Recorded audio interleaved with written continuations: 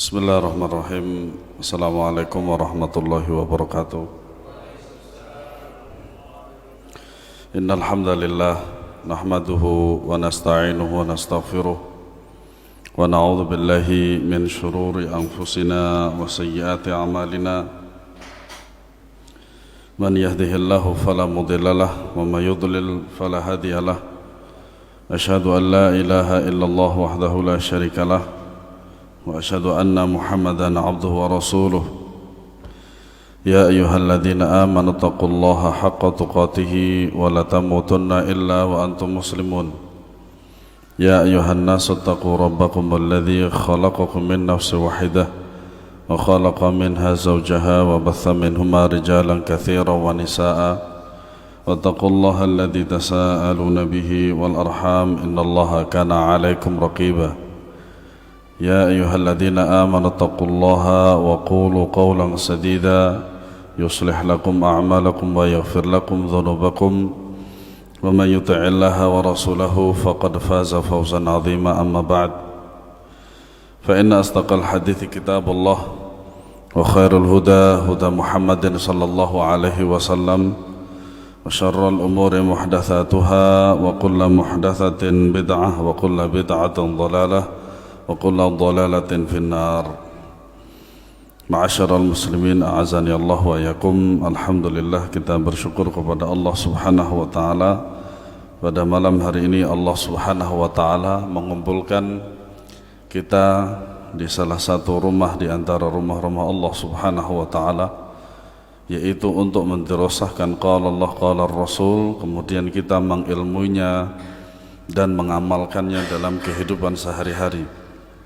Semoga Allah Subhanahu wa taala menjadikan kita orang-orang yang masuk ke dalam sabda Nabi sallallahu alaihi wasallam, man yuridillahu bihi khairan yufaqihu fiddin. Barang siapa yang dikehendaki kebaikan oleh Allah Subhanahu wa taala, maka Allah akan memahamkannya di dalam agama. Dan semoga Allah Subhanahu wa taala menjadikan kita orang-orang yang ikhlas dalam menjalankan seluruh perintah Allah dan Rasulnya, dan menjauhi seluruh apa-apa yang dilarang oleh Allah dan Rasulnya sallallahu alaihi wasallam. Pembahasan selanjutnya yaitu tentang pernyataan beliau Al-Imam Asy-Syafi'i rahimahullahu ta'ala, bahwasanya beliau rahimahullahu ta'ala berkata di halaman 107, bahwasanya beliau berkata, wal khilafatu fi Quraisyin, serta kekhalifahan berasal dari kaum Quraisy. Maknanya apa? Ya'ni a'taqidu wa u'minu bi anna al khilafata fi Quraisyin, bahwasanya meyakini kekhilafahan, ya, kita beriman dan meyakini bahwa kekhilafahan itu berasal dari kaum Quraisy. Mulai dari Nabi sallallahu alaihi wasallam, kemudian sahabat yang mulia Abu Bakar radhiyallahu anhu, kemudian Umar ibn al-Khattab radhiyallahu anhu, kemudian Uthman bin Affan dan Ali bin Abi Thalib radhiyallahu anhum. Mereka semuanya berasal dari suku Quraisy. Berasal dari suku Quraisy. Hal ini berdasarkan sabda Nabi sallallahu alaihi wasallam, la yazalu hadzal amru fi Quraisyin ma baqiya minhum muthnan. Kekhalifahan ini masih berasal dari Quraisy meskipun mereka hanya tersisa 2 orang. Nah, kepemimpinan di sini maksudnya adalah kepemimpinan yang memimpin seluruh urusan kaum muslimin. Kemudian dalam lafaz yang lain diriwayatkan oleh Al-Imam Bukhari. Al-Imam Bukhari dalam Kitabul Manaqib, bab manaqib Quraisyin, memerintah kaum muslimin sesuai dengan hadis ini, maka harus ada 2 hal yang penting, paling penting. Yang pertama adalah dari suku Quraisy, ya, dari suku Quraisy. Kedua, dan ini seharusnya menjadi syarat utama, adalah selama mereka menegakkan agama ini. Selama mereka menegakkan agama Allah, menegakkan syariat-syariat Allah. Oleh karenanya Nabi SAW mengingatkan di dalam sebuah hadis yang sahih bahwasanya beliau SAW bersabda, man batta'a amaluh lam yusri' bihi nasabuh.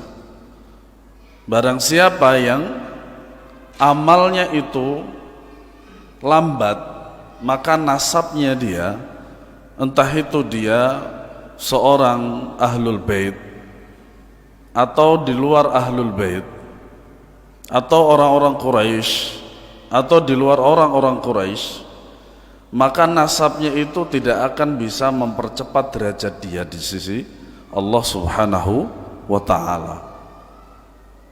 Sehingga hadis ini umum. Hadis ini umum hukumnya, siapa saja. Barang siapa yang amalannya yaitu amalan akhirat seperti salat, puasa, zakat, haji, beramal soleh dan lain sebagainya, itu kalau mereka lambat, maka nasabnya, walaupun dia nasabnya mulia di suatu kaum, maka dia tidak akan bisa mempercepat derajatnya. Wal khilafatu takunu fi Quraisyin law baqiya minhum muthnan bihadha syart ma aqamuddin, ay idza kanu yuqimuna ad-din. Amma idza lam yujadu yuqimuddin fahuna al khilafah takunu fi ghairihim. Kekhalifahan berasal dari kaum Quraisy, meskipun hanya tersisa 2 orang dengan syarat masih menegakkan agama ini. Nah, ini syarat utama. Ya. Jika mereka masih menjalankan agama ini, adapun bila tidak ada yang menegakkan agama, maka kekhalifahan beralih kepada orang lain. Nah, kenapa Al-Imam Asy-Syafi'i rahimahullahu ta'ala membahas kepemimpinan? Terlebih lagi beliau membahasnya adalah setelah tentang ketaatan kepada pemimpin. Maka tentu saja ini adalah perkara yang sangat penting dilihat dari Rasulullah SAW. Kemudian khalifah yang 4 itu mereka semuanya berasal dari Quraisy. Dan ini merupakan tanda bahwasannya suku Quraisy itu adalah suku yang paling mulia, entah itu dari segi nasab ataupun dari segi agama. Karena di dalam segi nasab, ya, Quraisy itu adalah suku yang paling mulia di Mekah. Dari segi agama, para pemimpin Islam banyaknya dari suku Quraisy. Naam. Wal khilafatu takunu fi Quraisyin bi syurutin. Kekhalifahan dari Quraisy jika memenuhi beberapa syarat. Asy-syartul awal al yakuna al-ikhtiyar wal intikhabu lil muslimina, fa idza kana al-ikhtiyar wal intikhabu lil muslimina yantakhabuna walil amri min Quraisyin. Yang pertama adalah tekniknya dengan pemilihan atau seleksi dari kaum muslimin. Makanya pilihan umum itu bukanlah dari ajaran Islam. Kan ini Syekh menjelaskan ini al-intikhabat ini kan sebelum Islam, yaitu pada masa jahiliyah. Jika teknik berupa pemilihan atau seleksi, maka kaum muslimin menyeleksi satu orang yang memimpin berasal dari Quraisy. Makanya ketika Nabi SAW wafat, yang menggantikan Abu Bakar radhiyallahu anhu, maka yang memilih adalah sekitar 4-6 para pemimpin atau pembesar dari para sahabat, dan hampir semuanya berasal dari suku Quraisy. Manfaatnya apa? Karena orang besar secara agama dan secara nasab, mereka itu lebih dipandang, lebih didengar dari orang biasa biasa saja. Maksudnya pengaruhnya terhadap suatu kaum. Asy-syartu tsani, syarat yang kedua, an yakuna hadzal waliyyu yuqimuddin. Amma idza lam yakun al-ikhtiyar wal intikhabu lil muslimin bi an ghalabahum bi sayfihi wa sultanihi fa idza kana fa inna hadza la tathbutu lahu al-wilayah wa kadzalika idza lam yujad min quraisy man yuqimuddin fa innaha takunu fi ghairihim. Yang kedua, pemimpin yang terpilih ini menerapkan agama. Ya, maka ma'asyiral muslimin a'azani Allah wa yakum, ketika kita memilih seorang pemimpin kita, maka usahakan pemimpin itu adalah memang kita tahu dia akan menegakkan agama Allah. Karena tidak mungkin ya di Indonesia ini kaum muslimin terbesar di dunia ya tidak mungkin dipimpin dengan pemimpin non muslim. Ya. Pengharaman, Allah mengharamkan memilih pemimpin non muslim untuk jamaahnya muslim itu lebih banyak daripada pengharaman Allah terhadap makan babi. Ya. Makan babi aja kita nggak mau, apalagi memilih pemimpin yang tidak seagama, seiman dengan kita. Siapa yang memerintah? Allah dan Rasulnya. Pemimpin yang terpilih ini menerapkan agama, sedangkan bila tidak ada pemilihan atau seleksi dari kaum muslimin, yaitu pihak yang mengalahkan mereka dengan peperangan atau perebutan kekuasaan. Nah, inilah salah satu daripada akidah Ahlus Sunnah wal Jamaah. Apa itu? Akidah Ahlus Sunnah wal Jamaah dan manhajnya tetap mengakui bahwasanya seorang pemimpin itu adalah Amirul Mukminin walaupun dia itu diberontak. Seperti siapa? Presiden Mesir sebelum sekarang itu kan turunnya di kudeta oleh jenderalnya sendiri. Sekarang jenderalnya naik tahta menjadi presiden, dan itu kita akui. Adapun cara dia memberontak dan lain sebagainya itu urusan dia dengan Allah. Ya. Kenapa demikian? Karena Allah dan Rasulnya yang memerintahkan kita, maka tidak ada kata lain kecuali sami'na wa ata'na. Makanya kata Syekhul Islam Ibnu Taimiyah rahimahullah, 100 tahun dengan pemimpin yang zalim itu lebih baik daripada tanpa pemimpin. Maka tampuk kekuasaan yang ia rebut tetap sah. Begitu pula jika tidak didapati seorang Quraisy pun yang menegakkan agama. Bahkan kalau ternyata yang terpilih adalah dari suku Quraisy, tetapi dia tidak menegakkan agama Allah, ya, maka bersabar, kemudian memintalah kepada Allah semoga Allah menggantikan yang lebih baik. Tidak boleh memberontak, ya, tidak boleh memberontak. Sebagaimana Al-Imam Ahmad bin Hanbal rahimahullah ketika beliau itu dipimpin dengan pemimpin yang zalim, selama 30 tahun beliau mengatakan sabar. Li'anna al-khilafata tathbutu biwahidatin min thalathati umurin. Hal itu karena kekhalifahan disahkan melalui 3 hal. Yang pertama, al-amrul awal al-ikhtiyar wal intikhab min ahli al-halli wal 'iqdi. Halli wal 'iqdi kama thabatat al-khilafatu li Abi Bakr as-Siddiq bi ikhtiyari ahli al-halli wal 'iqdi kama thabatat aidan al-khilafatu li Uthman bin Affan bil ikhtiyari wal intikhabi min ahli al-hilli wal 'aqdi fakhtaru min Quraisyin. Nah, yang kita tahu di dalam Islam itu, dalam memilih pemimpin itu seperti ini. Yang pertama, pemilihan dilakukan oleh ahlul halli wal 'aqdi, yaitu siapa? Dewan perwakilan. Cukup dewan perwakilan saja. Di Indonesia pernah tidak? Pernah. Iya.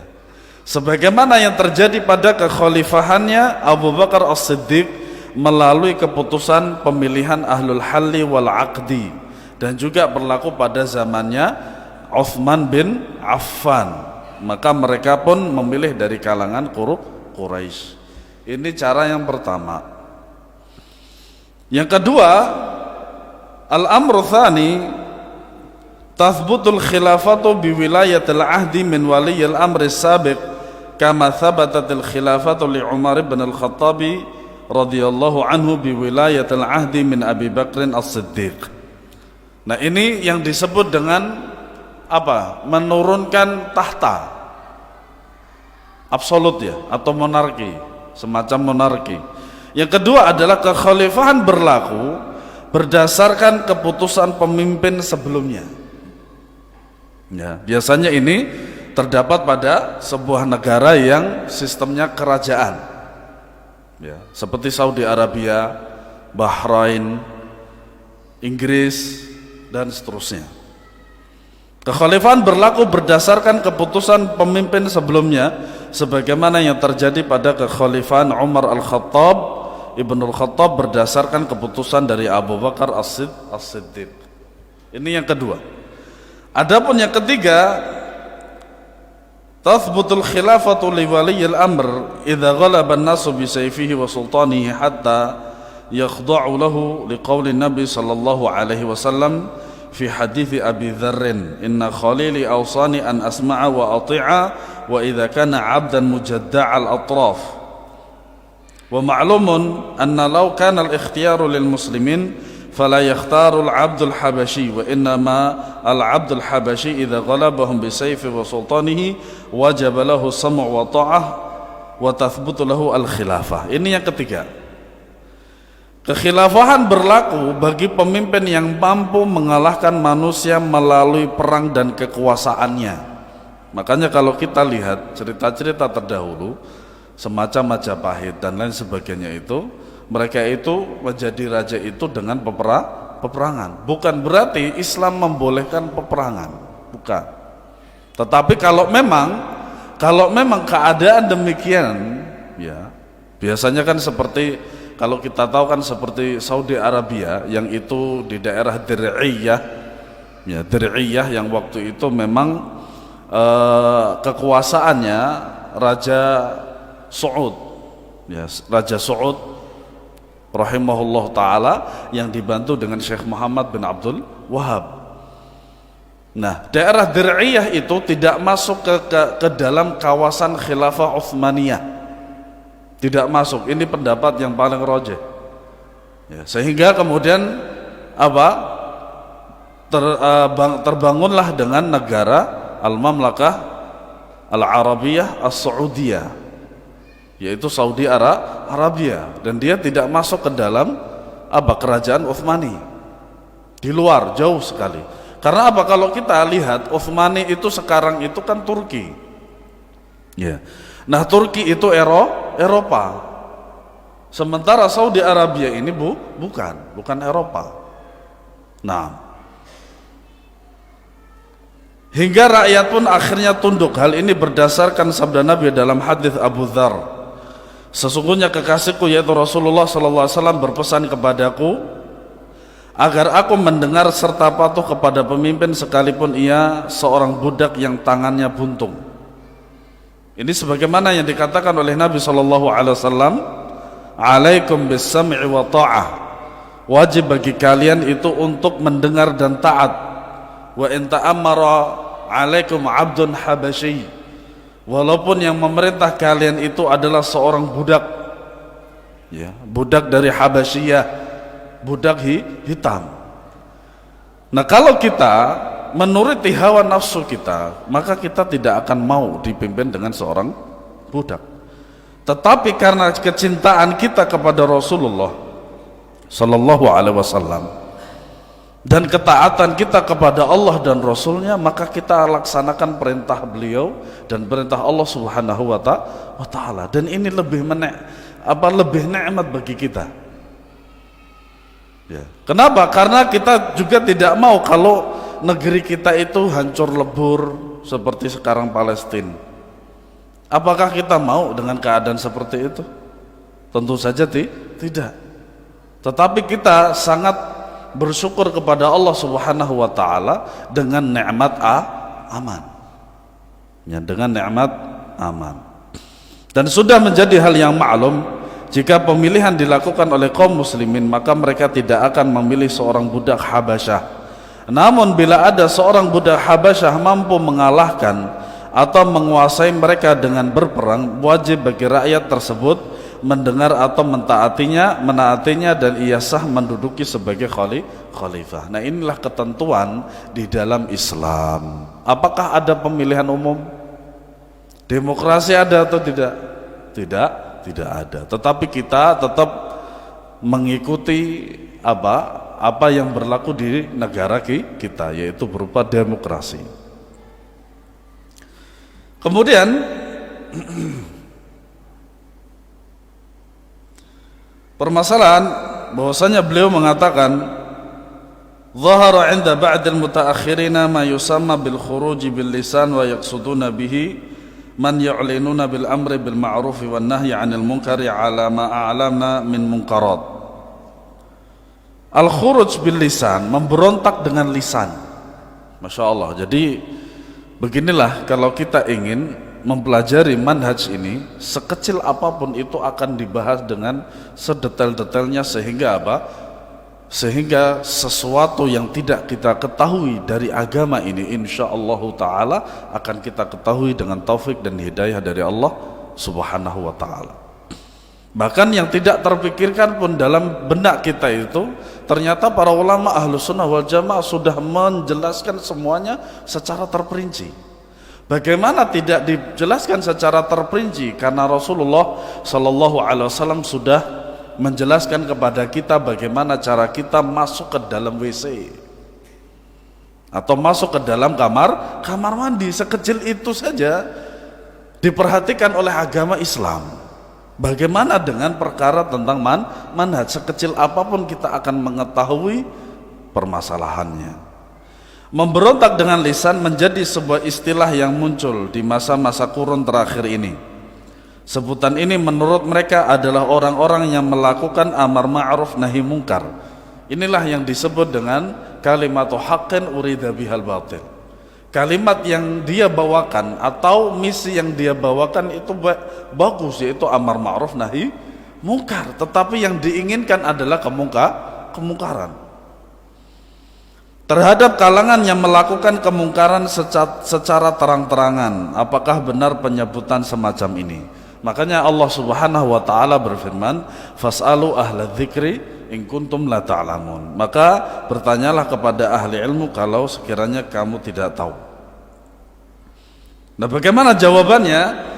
Tasmiyatu hadza bil khuruji batilun, fa hadza huwal amru bil ma'ruf wan nahyu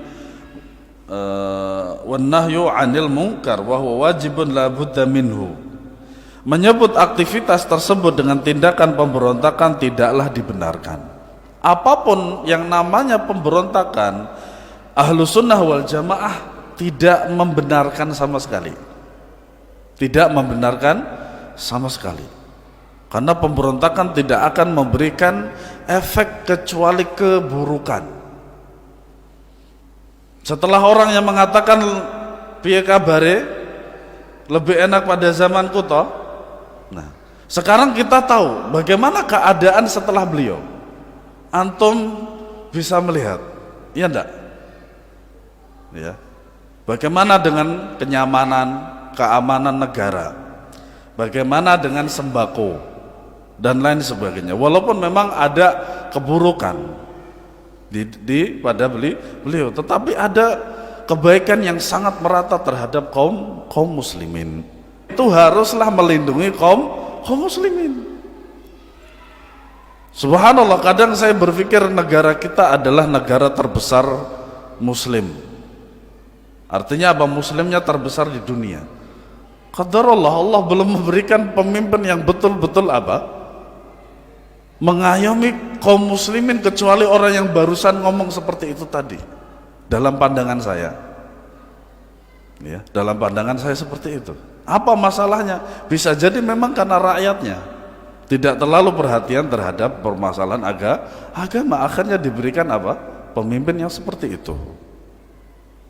Makanya suatu saat ada yang mengatakan sesuatu yang buruk sekali di hadapan Ali bin Abi Thalib atau Utsman bin Affan. Nah, dia mengatakan kepada beliau, kok zamanmu itu tidak sama dengan zamannya Abu Bakar? Kenapa? Ya karena apa? Karena rakyatku seperti ente. Lah kan rakyatnya Abu Bakar seperti Umar radhiyallahu anhu. Dan masih banyak pembesar para sahabat. Lah kalau rakyatnya seperti itu, maka tentu saja diberi diberi pemimpin seperti itu.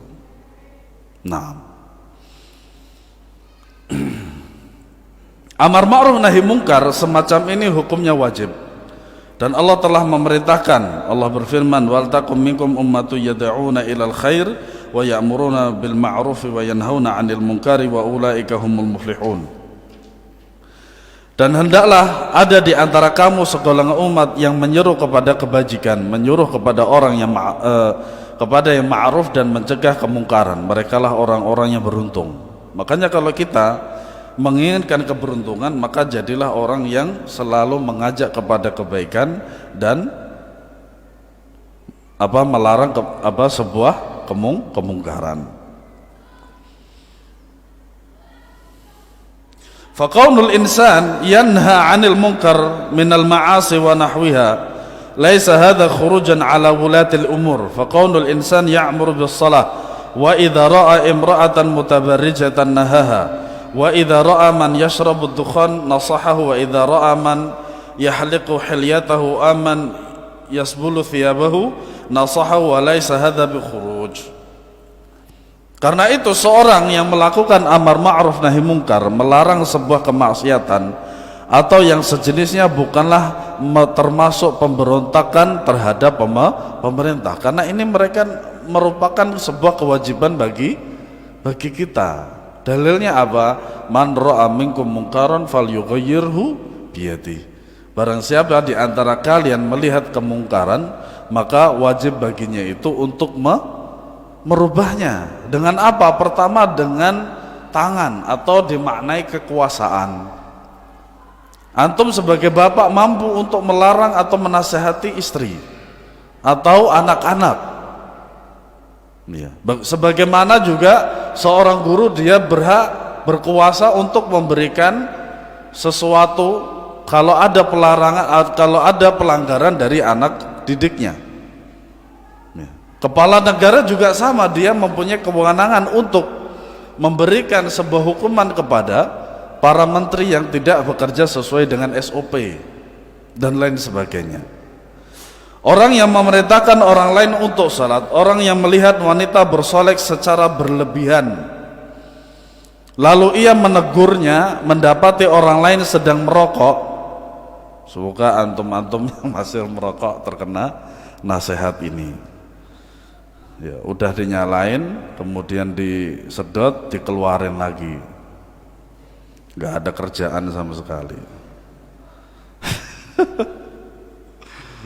Nah, saya bertaubat dari rokok itu tahun 2006. Cerutu Amerika itu udah masuk di mulut saya, entah itu yang kecil ataupun yang besar. Cukup ya, seperti itu aja. Nah, alhamdulillah saya bertaubat pada Allah dari rokok. Lantas ia menasihatinya, makanya kata Ustadz Yazid hafizahullah ta'ala, ini hidung adalah untuk menghirup udara yang segar, bukan cerombong asap. Iya. Ya nggak ada kerjaan, dinyalain, disedot, dikeluarin, apa? Apalagi cuman asap gitu loh. Cuman asap. Makanya betul kata dokter, kalau ada dokter yang ngerokok berarti dia bukan dokter yang baik, kan begitu.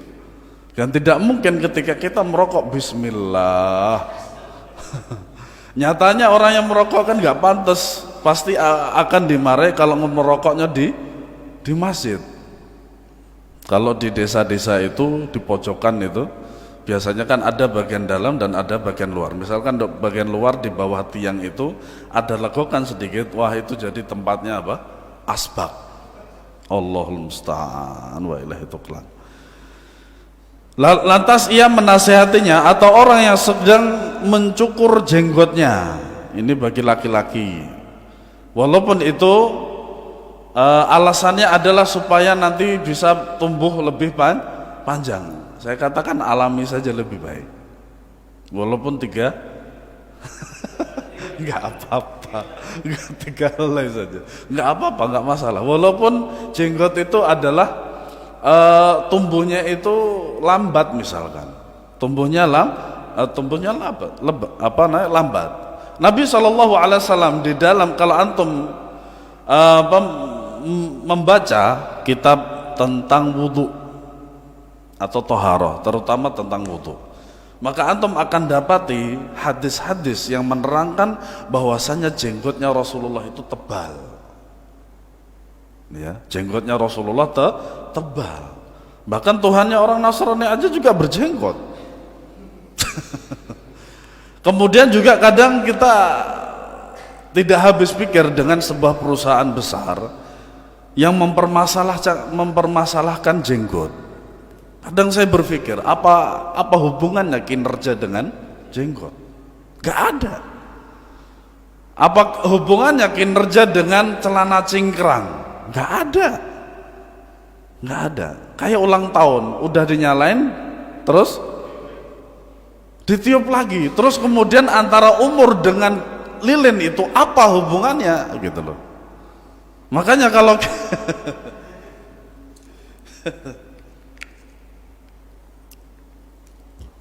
maka kalau kita cok gali cok dengan kaidah semacam ini, ya nggak cocok.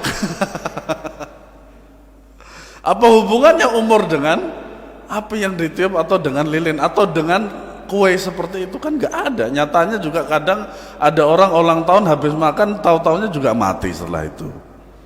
Kematian itu di tangan Allah Subhanahu wa ta'ala. Makanya jenggot para ulama sepakat haram untuk dicukur. Syekh Al-Albani rahimahullah membolehkan bagi seorang laki-laki itu untuk mencukur jenggot itu kalau ada ukuran 1 genggaman.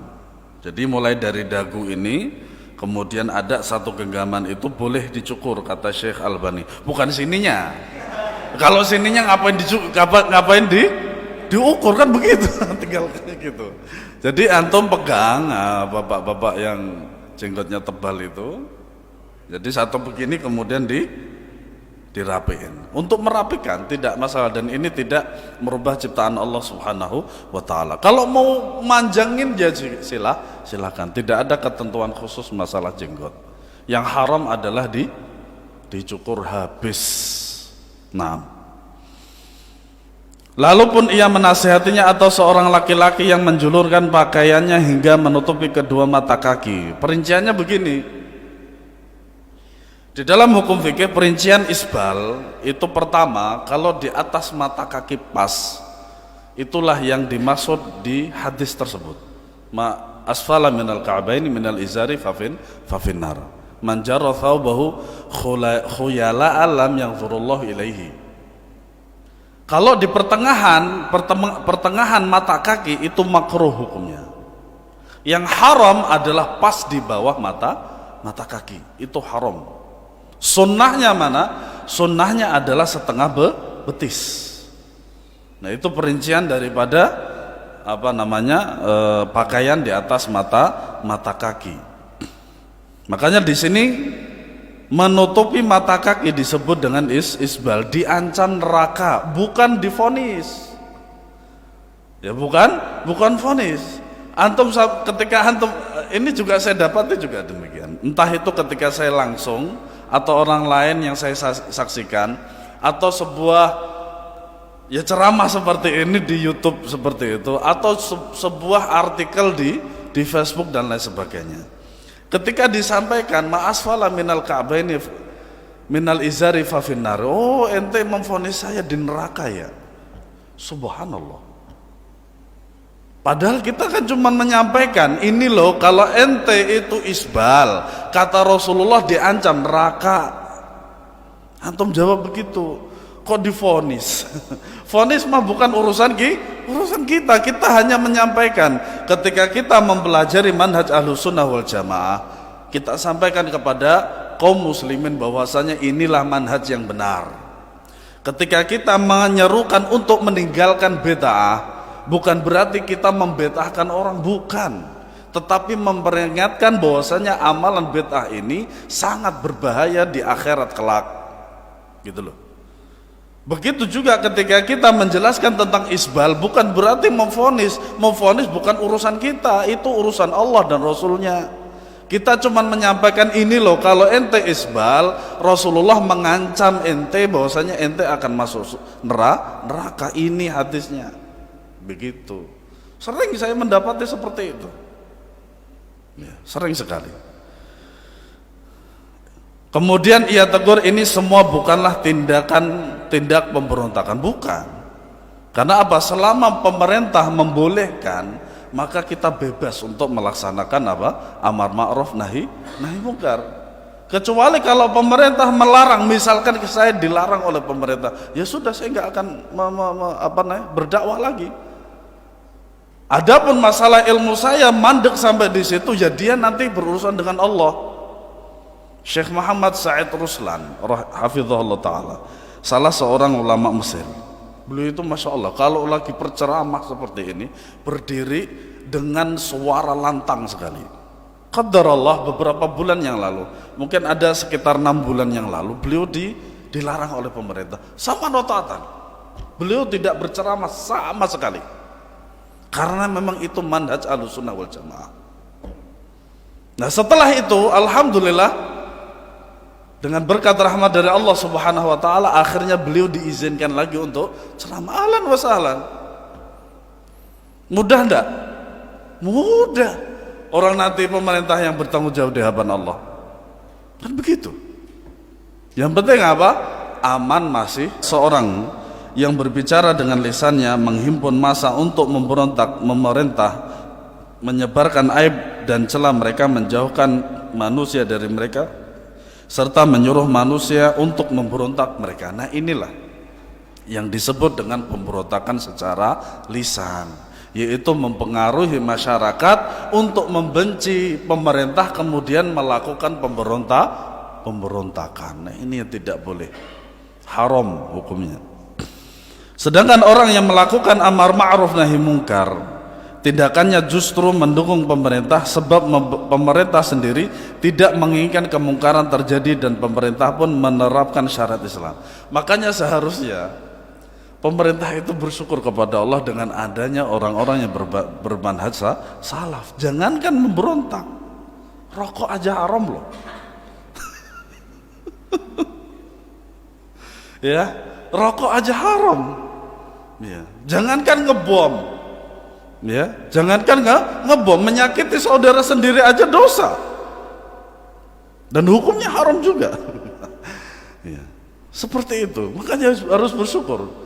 Tapi kadang yang saya dengar itu, kebetulan saya alhamdulillah mempunyai kenalan dengan beberapa dari polisi dan TNI. Memang saya sebutkan seperti ini, dapat cerita-cerita bahwasanya di antara para pejabat yang sudah berpangkat itu, kemudian mereka itu sudah ngaji dengan asatidzah kita itu, mereka dicoba jabatannya itu untuk digoyang gitu.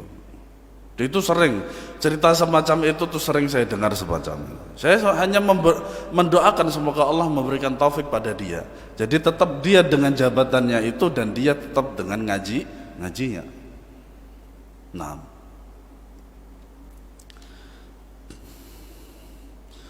penamaan bukanlah perkara yang menjadi pedomannya. Sekiranya nama menjadi tolok ukur, niscaya manusia akan menamakan suatu kebenaran dengan sebuah nama yang akan menjadikan manusia menjauhinya. Apabila penamaan menjadi patokan, maka sebagian manusia ada yang menamakan riba, keuntungan berlipat atau skor. Perkara yang sesungguhnya semua penamaan tersebut tidak menjadikannya halal atau mengubah statusnya sama sekali. Seperti halnya sebagian orang yang menyebut khamr dengan nama Rohan. Ini di Saudi ya.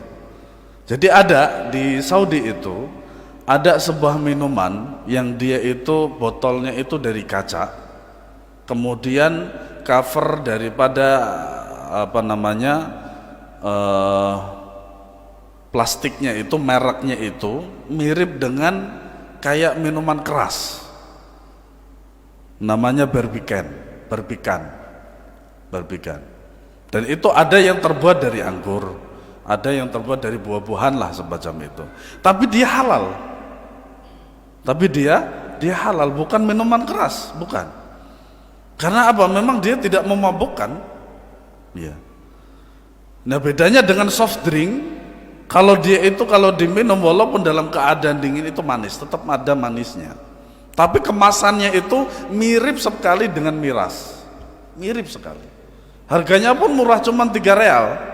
3 real itu sekitar 7.000 sampai 8.000. Sangat murah sekali. Sangat murah sekali. Nah, maka nama bukanlah tolok ukur, namun hakikat sesuatu itulah yang dijadikan sebagai tolok ukur. Kalau namanya, maka masya Allah, bunga itu adalah riba. Ya. Nama lain daripada riba. Whisky itu nama lain daripada minuman keras, topi miring dan lain sebagainya. Kalau di kota saya, daerah saya namanya KTI, ketan ireng. Ya, karena memang ada. Jadi ketan ireng itu ada sebuah perusahaan itu, dia perusahaan limun seperti itu. Dia juga memproduksi KTI itu, ketan ireng itu. Ternyata kalau minum 2 gelas ini, dia akan mabuk ternyata. Akan mabuk.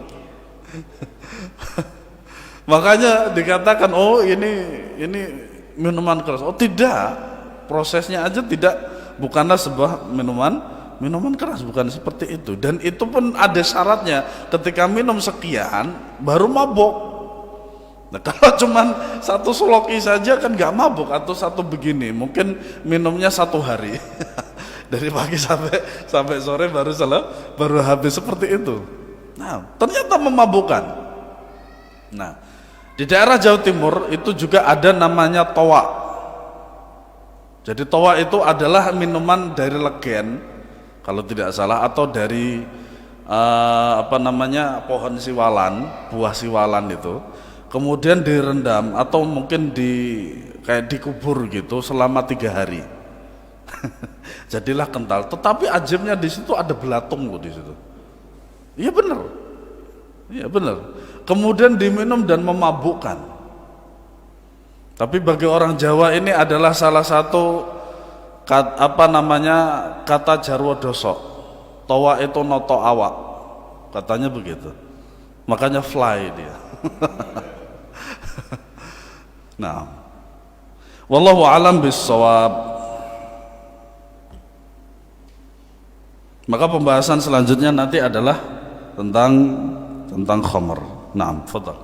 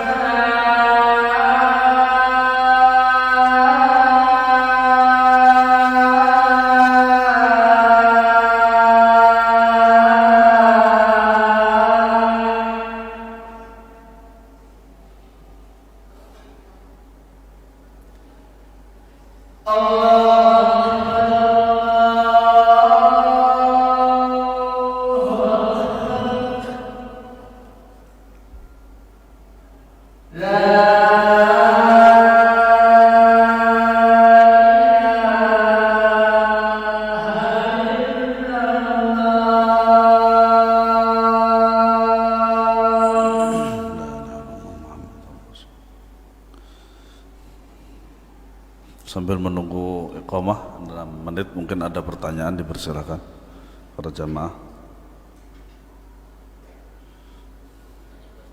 Ya Pak, silakan. Assalamualaikum warahmatullahi wabarakatuh.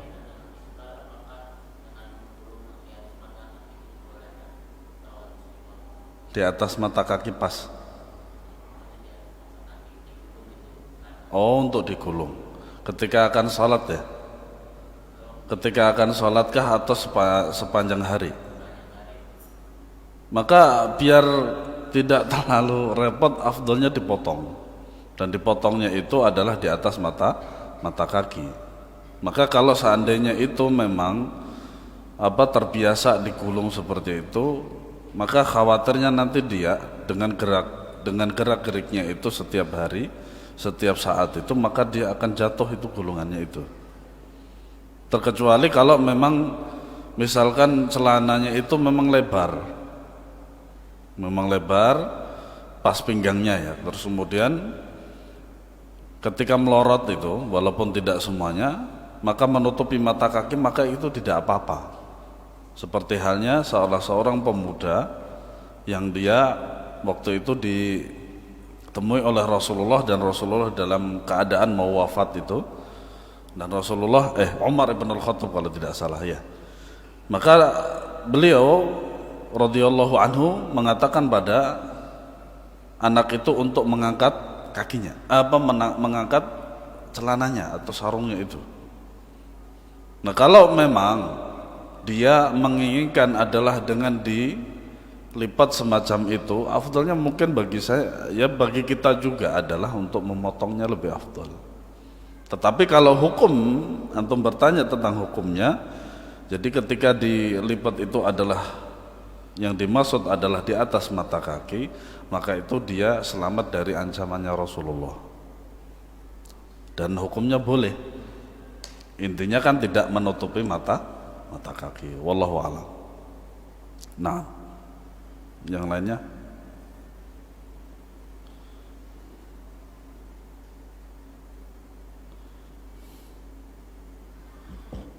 Cukup? Taib. Iya, monggo Pak. Waalaikumsalam warahmatullahi wabarakatuh.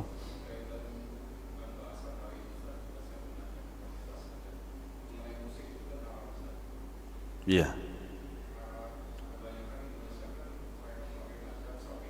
Iya.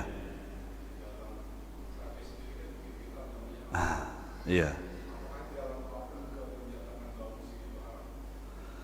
Kalau kita lihat secara madhab, maka musik itu memang diharamkan.